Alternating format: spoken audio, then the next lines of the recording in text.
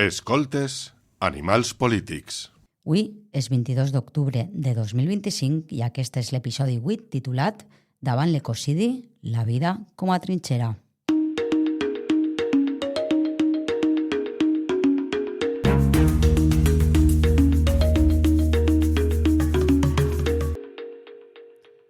Si hi ha una amenaça per al futur de la humanitat, és el canvi climàtic, un cataclisme antròpic, és a dir, causat per l'acció dels propis éssers humans, que té ja efectes devastadors ben visibles, no només sobre la natura, sinó també sobre les persones. I no només en països llunyans, sinó també a casa nostra. La Dana de fa un any o els incendis d'aquest estiu en són un exemple.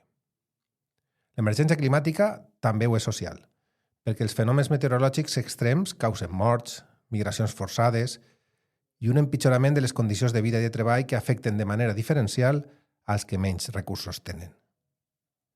Personalment he de reconèixer que hi ha una escletxa molt gran entre la importància d'aquest tema i el meu coneixement sobre ell, per la qual cosa em resulta agosarat opinar sobre certs debats que es produeixen entre els experts i dins del moviment ecologista.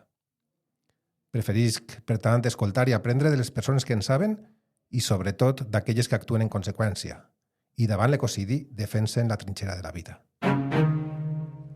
El millor d'escoltar i llegir a la nostra convidada d'avui és precisament això, una defensa de la dignitat de tots els éssers humans davant d'un sistema de dominació que ens sotmet a nosaltres i a la natura i la crida a una revolució en el sentit més literal de la paraula.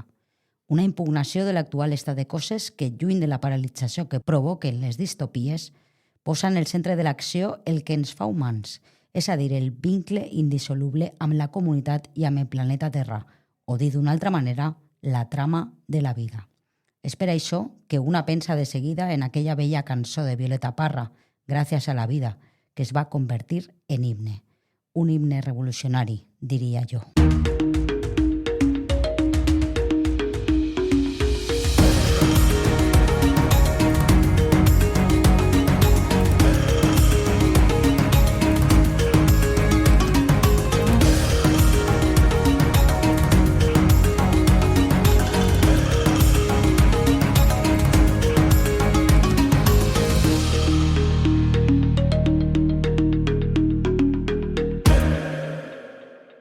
En aquest episodi, el nostre animal polític és Yayo Herrero, amb qui conversarem sobre el seu darrer llibre, Metamorfosis, una revolució antropològica, publicat per l'editorial Arcàdia i que ja teniu disponible en totes les llibreries. Yayo Herrero té una formació molt ampla i interdisciplinar. És llicenciada en Antropologia Social i Cultural, diplomada en Educació Social, enginyeria tècnica agrícola i doctora en Sociologia. Treballa com a consultora, investigadora i professora universitària, però per damunt de tot es defineix com a activista. Va ser coordinadora estatal d'Ecologistes en Acció i és des de fa dècades una referent a tot l'estat tant del pensament ecofeminista com de l'acció en favor d'una transició ecosocial. Yayo és autora o coautora de més d'una trentena de llibres i col·labora habitualment amb diversos mitjans de comunicació. En l'actualitat és directora del Consell Editorial de Contexto. Yayo, benvinguda a Animals Polítics i gràcies per acompanyar-nos. Moltes gràcies. Gràcies a tu perquè sabem que estàs ocupada, entre altres coses, amb un llibre que està ara ja disponible, amb un títol curiós, amb la paraula metamorfosis. Una paraula que en el camp de la biologia habitualment fa referència a la transformació. Digues, per què aquest títol?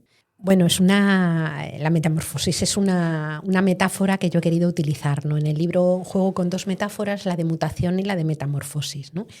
Y lo que intento plantear es que estamos atravesando un momento complejo en el que podría decirse que la política, la cultura y la economía hegemónicas le han declarado la guerra a la vida y ante esa situación puede haber respuestas mutantes, que yo he utilizado esa palabra, que son respuestas distópicas, las emergencias de la ultraderecha, o puede haber unas respuestas que pongan, solemos decir nosotras, la vida en el centro, es decir, que se construyan en torno a la sostenibilidad de la vida. Eso es a lo que yo le llamo metamorfosis, ¿no? Y lo que vengo a decir es que en la naturaleza hay como dos tipos de metamorfosis, que es un cambio en la forma, y hay una metamorfosis que es completa, que es cuando un gusanito de seda se mete en un capullo, está un montón de días allí y sale una mariposa, Y hay otra metamorfosis que es mucho más dinámica, que es compleja, como la de los saltamontes, ¿no? En donde el saltamontes va creando nuevos tegumentos y se va despojando de los viejos, ¿no? Aquí lo que he querido ha sido plantear una metamorfosis a los saltamontes, ¿no? Porque no hay posibilidad de encerrarse en un capullo y esperar a que las cosas cambien y después salir modo mariposa, ¿no? Tenemos que irnos desprendiendo de algunas cosas viejas a la vez que construimos las nuevas. Això en una crisi de civilització, que tu a més categoritzes de manera molt suggerent i certera, com un ecocidi que es tradueix en un genocidi. Explica'ns qué vos dirá allí. Bueno, eso es una copia, en realidad se lo he tomado prestado a Jorge Rietzmann, que suele decir, él dice que lo que mucha gente llama colapso es un momento de genocidio y ecocidio, ¿no? Ecocidio por la crisis ecológica en la que nos encontramos, que es un verdadero cambio en las reglas del juego que organizan todo lo vivo. Hablaríamos de emergencia climática, pérdida de biodiversidad, agotamiento de minerales y de bienes básicos para la vida, es decir, un cambio en las condiciones biofísicas a las que está acostumbrada nuestra especie, ¿no? A eso es a lo que le llamamos ecocidio, porque se lleva por delante pues, ecosistemas, especies, vidas, ¿no? Es como que girones de vida se van desprendiendo de la trama de la vida de la que dependemos todas y todos, ¿no? Y genocidio porque siendo seres radicalmente codependientes, cuando la tierra de la que formamos parte, la trama de la vida de la que formamos parte cambia radicalmente y se deteriora, también hay vidas humanas que se van viendo desgajadas, ¿no? A veces por expulsiones forzosas, gente que sale de sus territorios de forma forzosa y que se encuentran con vallas que no se abren para que ellos entren, pero que sí se abren todos los días para que entren los minerales, la energía y las cosas que son extraídas de sus países, ¿no? Un genocidio nominal y claro como el que estamos viendo ahora mismo contra el pueblo palestino, ¿no? Genocidios que tienen que ver con situaciones terribles como las que se producen en Congo y que es una regularidad en la historia occidental. Es decir, la historia occidental es una historia en la que el genocidio y el terricidio o el ecocidio han estado mucho más presentes de forma estructural de lo que muchas veces reconocemos, ¿no? Ja, jo esta mateixa setmana llegíem una notícia que deia que el planeta sufre el mayor aumento de CO2 en la atmósfera desde que hay registros. ¿Estem en un punt de no retorn? Probablemente nadie sepa cuál es el punto de no retorno. Sí que es verdad que digamos que los ecosistemas, la trama de la vida, lo que otra gente metafóricamente llama Gaia, es un sistema autoorganizado, es un sistema dinámico y lo que los seres humanos, sobre todo de las culturas occidentales y de las sociedades capitalistas, ¿no? Hemos terminado generando, es un proceso es como forzar la innovación del planeta, es decir, ese sistema dinámico y autoorganizado que funciona con una cierta regularidad, pero es dinámico, está siendo obligado a cambiar. Y llega un momento en el que no sabes a dónde pueden llegar esos cambios. Los ecosistemas tienen una resiliencia muy fuerte y tienen capacidad de restablecer sus propias condiciones de equilibrio. Pero llega un momento en el que si los cambios son muy, muy, muy, muy intensos, digamos que en lugar de restablecer condiciones de equilibrio, lo que hacen es saltar a otras condiciones radicalmente nuevas. A eso es a lo que le solemos llamar punto de no retorno y realmente no sabemos exactamente cuándo se produce y más bien la clave sería aplicar una especie de principio de precaución que haga que no suceda, ¿no? Uh-huh. I el que sí que dius també és que el col·lapse, per utilitzar una terminologia que està més o menys en boga, però que se pot dir de moltes altres maneres, la crisi ecosocial, el que siga, qui més té clar que estava produint-se o que caminem cap a això són precisament les persones més poderoses del planeta. Uh-huh. Que a més són les que provoquen i acceleren damunt frenèticament el mateix problema. I d'ahir, per exemple, i volíem preguntar-te, perquè jo crec que la gent segurament li suscita curiositat, no? Les declaracions de Trump, quan va dir allò de Groenlàndia, no? d'anexionar-se Groenlàndia, o Canadà, o les negociacions amb Ucraïna per a poder accedir a les terres rares, no? Aquestes coses a la gent no ens sona molt perquè pareix que corresponen a un món distòpic, però que ja és present, ¿no? En aquests moments, la lluita per recursos naturals, qui més clara la té són els poderosos y Trump es la seva representació máxima. Absolutamente. Quiero decir, yo siempre me planteo que el negacionismo o las ideas negacionistas en estas cúpulas de poder en realidad son una tremenda manipulación, negacionismo del cambio climático, de la crisis ecológica, es una tremenda manipulación que distrae atención, ¿no? O sea, por ejemplo, este supermacho galáctico como es Elon Musk, es decir, es una persona que habla de cambio climático, que habla de agotamiento de minerales y que lo que viene a dar es la Tierra por agotada, y entonces viene a plantear que lo que toca es iniciar un ciclo tóxico similar ahora en otros planetas, ¿no? Donald Trump efectivamente niega la crisis ecológica, pero en cuanto toma poder y empieza a firmar performativamente esos decretos, de las primeras cosas que hace es tratar de negociar y asegurarse el abastecimiento de minerales, de agua, de energía. Es decir, no es casual que en este momento haya miles de soldados norteamericanos desplegados en Venezuela, donde existen todavía ciertas reservas de petróleo que probablemente los Estados Unidos quieran controlar, ¿no? Es decir, hay una parte importante de ese negacionismo que retira la atención de las cosas, però habla de ello. Clar, i en una societat, un món que estarà marcat per l'escassetat, al final tornem a l'època colonial. ¿No? Lo que estàs contant de Trump en Venezuela o en altres països pareix que ens aboca a tirar la vista 150 anys enrere, no? Quan les potències colonials europees van esquilmar els territoris d'Àfrica, d'Àsia, o ja ho havien fet els espanyols en Amèrica. Bueno, yo diría que eso no ha terminado nunca. Es decir, que la colonialidad o el colonialismo creo que es un rasgo estructural del capitalismo tal cual lo conocemos, ¿no? A veces colonialismos interiores, porque hay que ver un poco cómo las zonas rurales, por ejemplo, dentro de nuestro propio país, han sido también esquilmadas y explotadas materialmente en servicio a las grandes metrópolis, ¿no? Un trabajo que hablaba del metabolismo energético, el metabolismo ecológico, digamos, en el Estado español, y se veía una transferencia importante de biomasa y de otros bienes de la tierra que iba, pues, por ejemplo, desde algunos lugares de Andalucía, de Extremadura, de las Castillas, y se dirigía, pues, a los centros como Madrid, como Barcelona, como Bilbao, las zonas industriales, ¿no? Y eso al exterior se multiplica enormemente. Es decir, es imposible pensar en el despliegue del capitalismo sin los cercamientos y sin lo que se llamó descubrimiento de América, que fue un proceso brutal de apropiamiento y de acaparamiento de minerales y también de explotación de trabajo humano y de otros bienes, ¿no? Y eso no ha terminado nunca. Es decir, el Estado español, por ejemplo, utiliza una cantidad de petróleo, de minerales, de energía y de otros bienes que no están en el territorio nuestro, vienen de otros lugares y vienen fundamentalmente de países que históricamente han sido tratados como mina y vertedero. Lo que sucede es que ahora, en esa dinámica de escasez, que por cierto, la escasez es un concepto siempre inducido, algo es escaso dependiendo de cómo se use, no tendría por qué ser escaso, ¿no?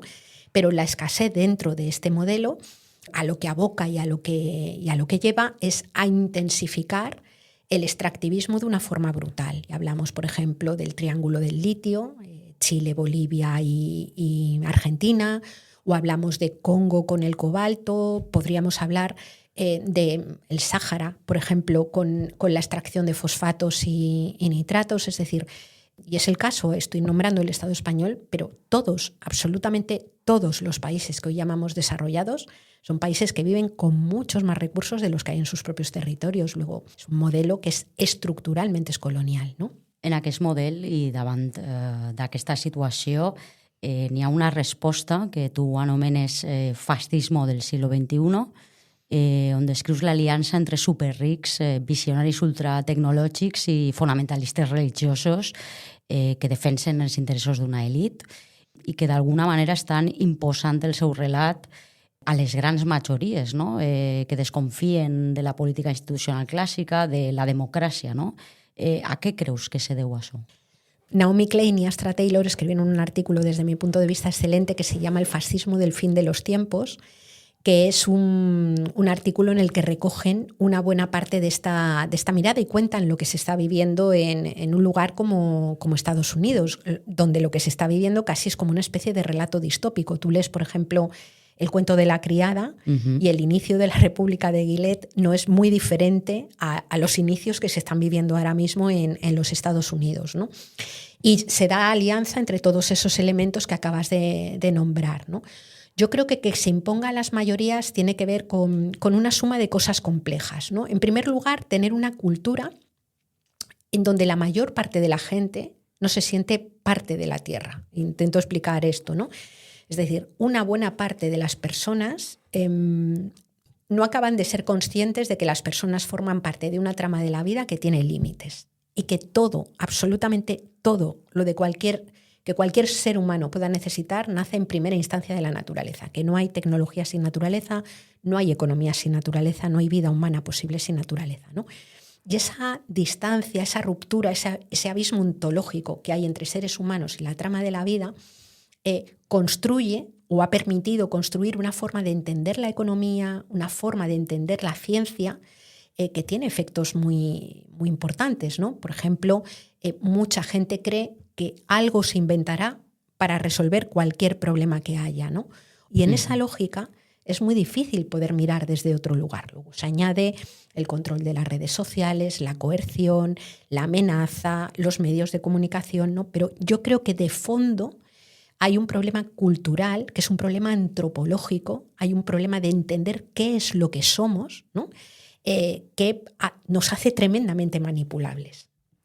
Davant d'este panorama, tu, parafrasejant a Angela Davis, bueno, planteges la revolució humil ecofeminista, ¿no? ¿En qué consistiría esta revolución? Sí. Bueno, a mí es que Angela Davis me flipó una vez, yo la vi en modo groupie, no tiraría la camiseta en la vida, ¿no? Una mujer impresionante y le preguntaron cómo ella conservaba la esperanza después de llevar tantísimos años luchando y que todavía hubiera policías que ahogaban en los procesos de contención y de retención a personas negras y fuera tan brutal el racismo contra las personas negras y afrodescendientes, ¿no? En Estados Unidos.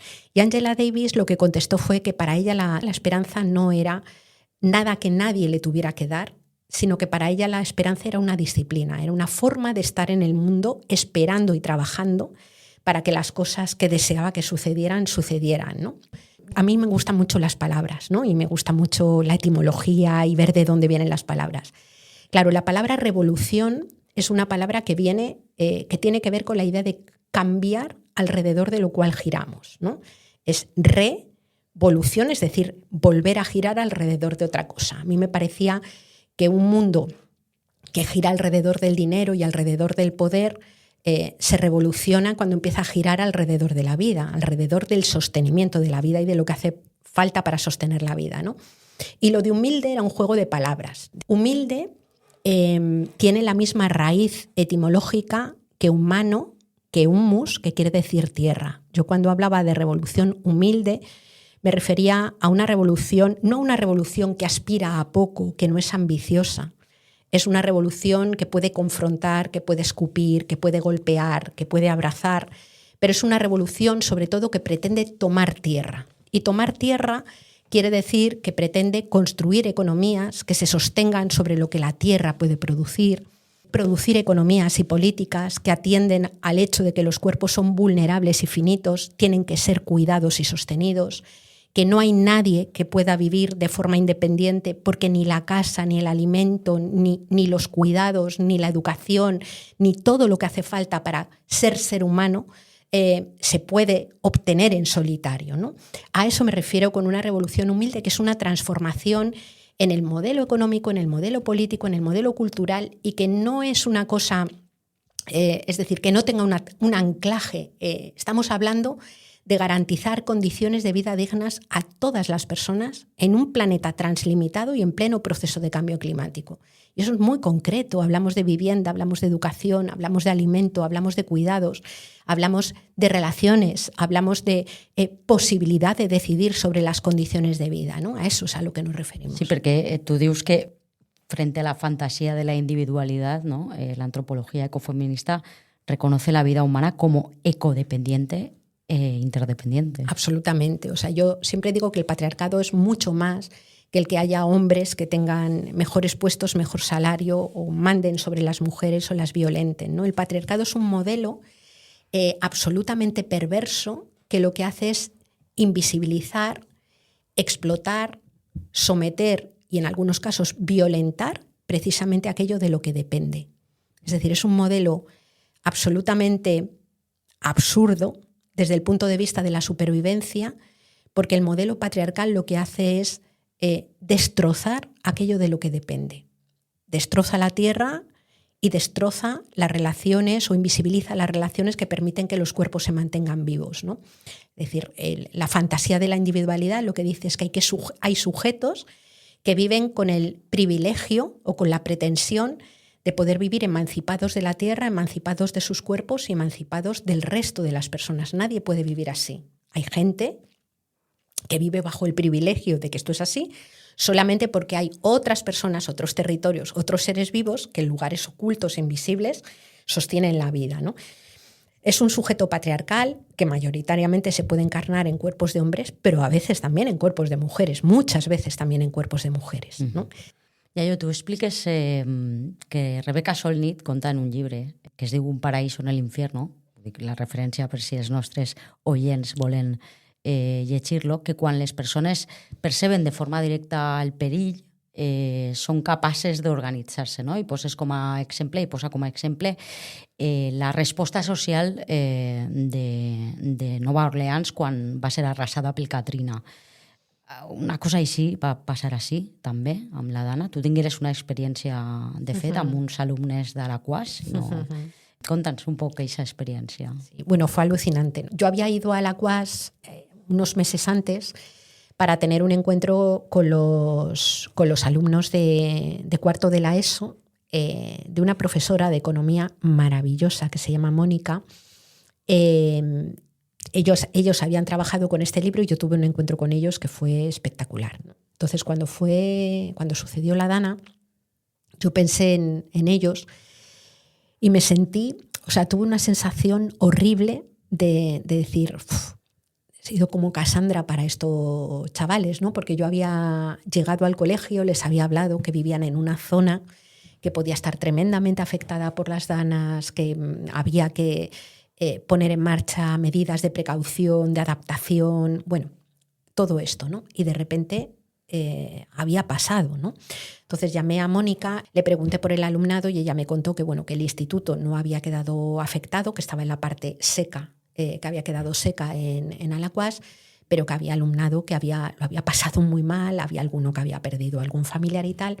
Y entonces yo le dije que a mí me gustaría volver a encontrarme con ellos, ¿no? Y se me ocurrió plantear una entrevista para Contexto. Entonces hicimos una entrevista online, pero el alumnado quiso enviarme sus respuestas por escrito. O sea, tenían una necesidad de hablar tremenda, ¿no? Entonces me llegaron 30 respuestas por escrito y al final, con ayuda de Vanessa Jiménez, que es una de las periodistas de Contexto, en realidad el artículo es como una especie de etnografía casi, ¿no? Porque lo que recogí fueron las cosas que ellos habían contado. La entrevista tenía 4 partes. Una era cómo lo habían vivido, había relatos aterradores, ¿no? La otra era, la segunda era qué pensaban de la política pública, cómo les había respondido. La valoración era mayoritariamente que de una forma lamentable, ¿no? Que se habían sentido muy abandonados. La tercera era qué habían hecho ellos y ellas, y la cuarta era qué habían aprendido, ¿no? Entonces, en el que habían hecho ellos y ellas era impresionante. Todos se habían lanzado a la calle y todas y todos habían tratado de ayudar al vecindario, a la gente que tenían alrededor y demás, como habían podido, ¿no? Y en el que habían aprendido, es que era súper emocionante, ¿no? Porque lo que te decían los chicos y las chicas, primero, hemos aprendido que no somos unos inútiles. Es decir, tanto decir que la gente joven no vale para nada o no se mueve o no sé qué. Es decir, hemos aprendido que somos una generación capaces de hacer un montón de cosas, ¿no? Hemos aprendido que no vivimos solos, sino que vivimos en una comunidad y hemos experimentado lo que es ser comunidad. Había chavales y chavalas que decían que nunca se habían sentido tan bien en su vida como cuando les aplaudían desde el balcón porque llevaban a lo mejor un abuelo a caballito o habían recogido a alguien por la calle, ¿no? O sea, lo que quiero decir es que desde mi punto de vista fue como el mejor despertar político que puede tener una generación. que es el despertar de entender que la política es esa radical voluntad de hacernos cargo unos de otros, ¿no? Esa radical voluntad y ese radical sentido del deber de hacernos cargo unos de otros. Y además lo habían experimentado con una sensación, no diría de felicidad, pero sí una sensación muy positiva, que es justo lo que cuenta Rebecca Solnit. Lo que cuenta Rebecca Solnit es que cuando suceden cosas horribles es mucho más fácil que brote y explote el sentido comunitario y que muchas veces cuesta volver a la realidad porque la intensidad de relaciones positivas que se han podido y de sentido de utilidad que se ha podido tener, no te quieres desprender de ella, ¿no? Bueno, y otra cosa que decían los chavales todos y otras, que fue el título que pusimos, fue: nos hemos enterado bien que estamos ante un cambio climático como un piano. Decían ellos. Un aprenentatge en la pràctica, sí, no? Sí, total. I per acabar, m'ha fet molta gràcia que parafraseges a José María Aznar, evidentment amb una intenció diametralment oposada, quan va dir allò de quien pueda que haga, no? Ell es referia als poders fàctics de l'Estat, no? La judicatura, la policia, els mitjans de comunicació. Tu et refereixes a la gent comuna, no? I el que sí que dius és que cada qual haga lo que pueda y donde pueda, però afegeixes, nunca en solitario. Sempre creus que la gent s'ha d'organitzar, no?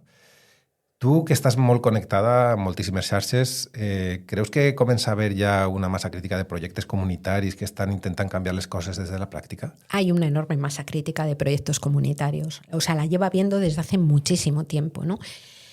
Lo que pasa que son proyectos comunitarios que muchas veces son invisibles, son incluso muy despreciados a veces por la propia política, porque no son grandes, porque no están en la institución, ¿no? Pero, vamos, yo, por ejemplo, que tengo una vida bastante cooperativizada, desde las cooperativas de trabajo a lo que se ha ido generando en términos de servicios financieros, de servicios energéticos. Es decir, en el mundo de la economía social y solidaria hay un recorrido enorme, asimétrico en los diferentes territorios, porque también tiene que ver con la historia. Por ejemplo, Cataluña tiene un recorrido cooperativista muy grande, una historia cooperativista fuerte. También el País Valencià lo tiene, ¿no? Y en otros sitios pues cuesta un poco más, ¿no? Pero eso existe, ¿no? O, por ejemplo, todo el movimiento de las jornaleras de Huelva en Lucha, que es un ejemplo de biosindicalismo brutal, en donde tienes a trabajadoras jornaleras migrantes trabajando de la mano y luchando de la mano con las trabajadoras autóctonas, por así decir, con papeles españoles, ¿no? En un trabajo y en una, digamos, en una revitalización de lo mejor del movimiento obrero, desde mi punto de vista, tremenda, ¿no? Trabajadoras domésticas, lo que hemos visto con las Kellys, toda la movilización, por ejemplo, que ha brotado con el tema de Palestina, ¿no? En España había habido una movilización bastante tibia, en parte creo yo que porque discursivamente Pedro Sánchez tenía mejor planteamiento que en otros países europeos, pero había venido lo de la vuelta ciclista, yo creo que ha sido como una especie de revulsivo, porque ha sido el ver cómo cada quien podía hacer lo que pudiera donde pudiera, ¿no? Sí. Y entonces la gente se organizaba y paraba en un puerto, paraba en una carretera, ¿no? Y todo esto ha desencadenado, junto con el tema de la flotilla y con el tema de la marea palestina, un enorme movimiento que de nuevo vuelve a sacar a una enormidad de gente y de chavalitos jóvenes a la calle, que a lo mejor les preguntas y no te dirían que votan a la izquierda o que quieran votar a la izquierda, pero son chavales que en el momento en el que se ha producido una ruptura del bloqueo mediático y el dolor y la fuerza ha pulverizado los algoritmos que no les permitían llegar a los teléfonos móviles y no empezó a llegar, yo me acuerdo de un post que ponía un chavalito y decía, o sea, después de que me hayan llegado imágenes de niños mutilados, imágenes de niños famélicos a mi teléfono móvil, yo ya no puedo no hacer nada. Y esta es nuestra gente joven también. Entonces creo que efectivamente hay mucho de esto, que muchas veces no es visible. Y si me permitís un segundo, o sea, decir también que hay una cosa bastante invisible que yo creo que hay que poner de manifiesto, ¿no? Y es que hay también unas tremendas cadenas de confianzas institucionalizadas que existen desde hace mucho tiempo y que habitualmente no vemos. Es decir, si yo dejé a mi hija con 4 meses en una escuela infantil con alguien, en brazos de alguien que no conocía de nada, es porque yo estaba convencida de que esa persona la iba a tratar lo mejor posible. Si vas a un médico y te pones un tratamiento que va a hacer que se te caiga el pelo, que te sientas fatal un montón de tiempo, es porque sabes que ese médico va a ponerte el tratamiento que cree que es mejor para ti, ¿no? Lo que quiero decir es que hay una cadena de confianzas inmensa que se hace mucho más densa y más fuerte cuanto peor va todo.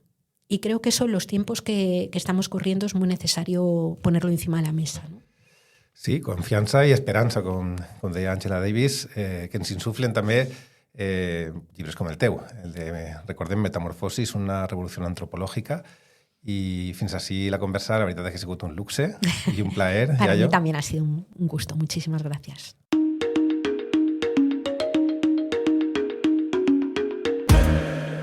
Per acabar, en cada episodi escoltem unes notes de veu que ens aporten enfocaments addicionals i complementaris al tema tractat. En esta ocasió li hem demanat unes paraules a Juan Bordera, Aina Vidal Pérez y Ana de Sousa. El debate sobre el colapso ecológico para mí no puede ser más esencial a nivel mundial en general, pero en el Mediterráneo en particular estamos viendo manifestaciones muy claras de cómo algo está cambiando para mal en el mar. Por ejemplo, la temperatura del mar está aumentando muy rápidamente en la mayoría del planeta, pero en el Mediterráneo aún aumenta más rápido. Esto se mezcla con que cada grado que aumenta la temperatura tenemos un 7% más de vapor de agua en la atmósfera, ¿no? Y en el caso de nuestra zona del litoral mediterráneo estamos viendo inundaciones cada vez más bestias. En Grecia y en Libia mataron a 10.000 personas en 2023. Las de Valencia sabemos las consecuencias que han tenido. Estamos viendo incendios también cada vez más descontrolados, más difíciles de extinguir, de sexta generación, sequías que se alternan con estas inundaciones. Todas las manifestaciones de que algo está empezando a cambiar para mal las estamos viendo, y el caso del mar es particularmente problemático porque todos los sumideros de carbono se están empezando a hartar, digamos, de guardarnos la basura debajo de la alfombra, y en el caso del mar tenemos un problema porque era el gran regulador térmico, almacenaba el 30% de las emisiones de CO2 y el 90% del calor, y está empezando a decir basta, ¿no? Estamos viendo cómo la temperatura del mar sube mucho más rápido de lo que los modelos habían previsto, porque precisamente hay una moderación hasta en la comunidad científica a la hora de tratar estas cuestiones, y al final el resultado es que casi siempre lo que ocurre es que la realidad está siendo peor de lo que esperaban y pronosticaban estos modelos,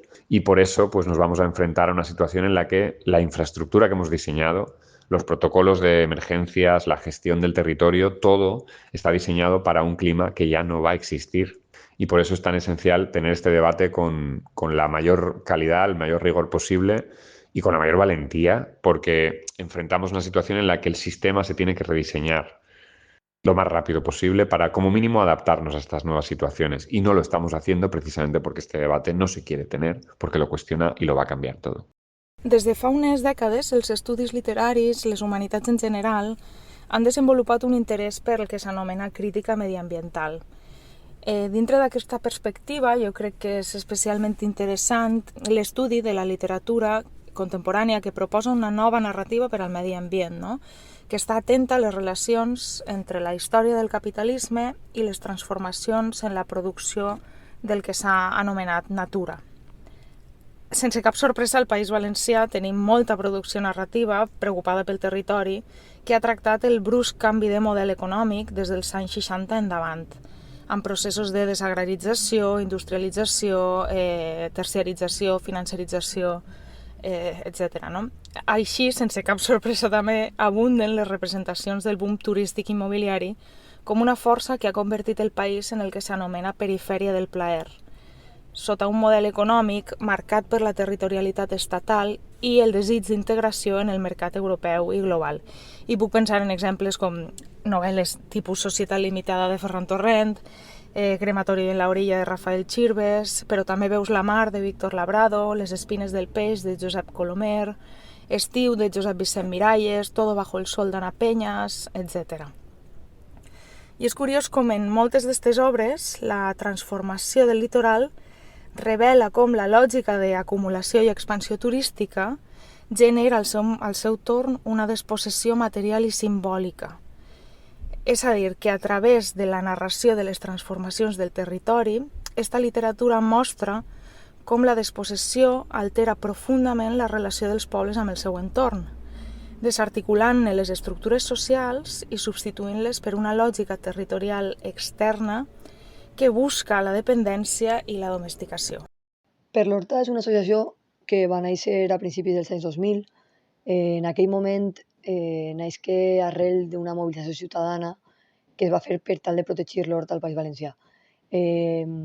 Esta campanya de resistència i de defensa de l'Horta es va concretitzar en la proposta d'una ILP, d'una iniciativa legislativa popular, que va ser presentada a les Corts en aquell moment, a principis del 2000, i que tot i que no va ser acceptada, sí que va ser 15 anys després aprovada com a llei, la denominada llei de l'Horta. Arrel d'aquesta mobilització va ser que se va conformar el col·lectiu. Des d'aleshores hem estat treballant en diverses dinàmiques, principalment la defensa del territori, la defensa de l'horta, és a dir, no perdre ni un pam d'horta productiva. La segona, molt important, reforçar les persones que treballen en l'horta, agricultors i agricultores, que són al final els productors i les productores d'aliments i que són fonamentals per a protegir aquest territori i també per a dignificar la feina d'un sector tan important.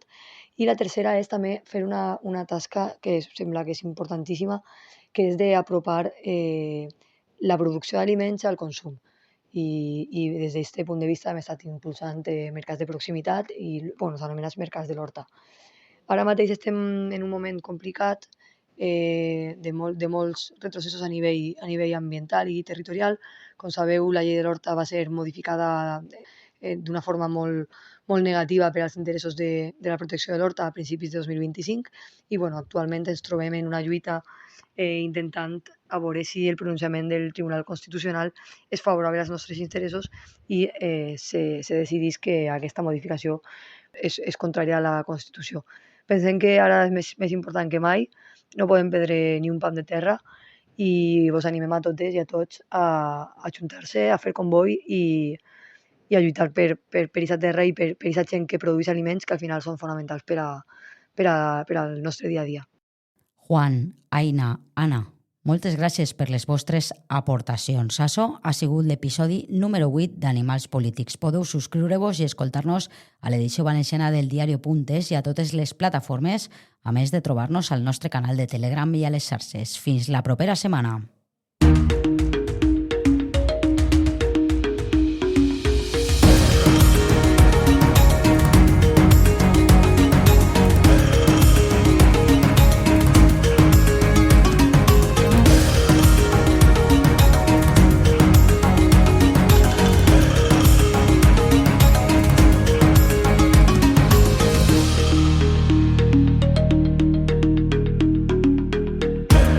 Animals Polítics és un podcast d'anàlisi i opinió escrit, dirigit i presentat per Aurora Mora i Ignacio Blanco que publiquem cada dijous a les 7 del matí.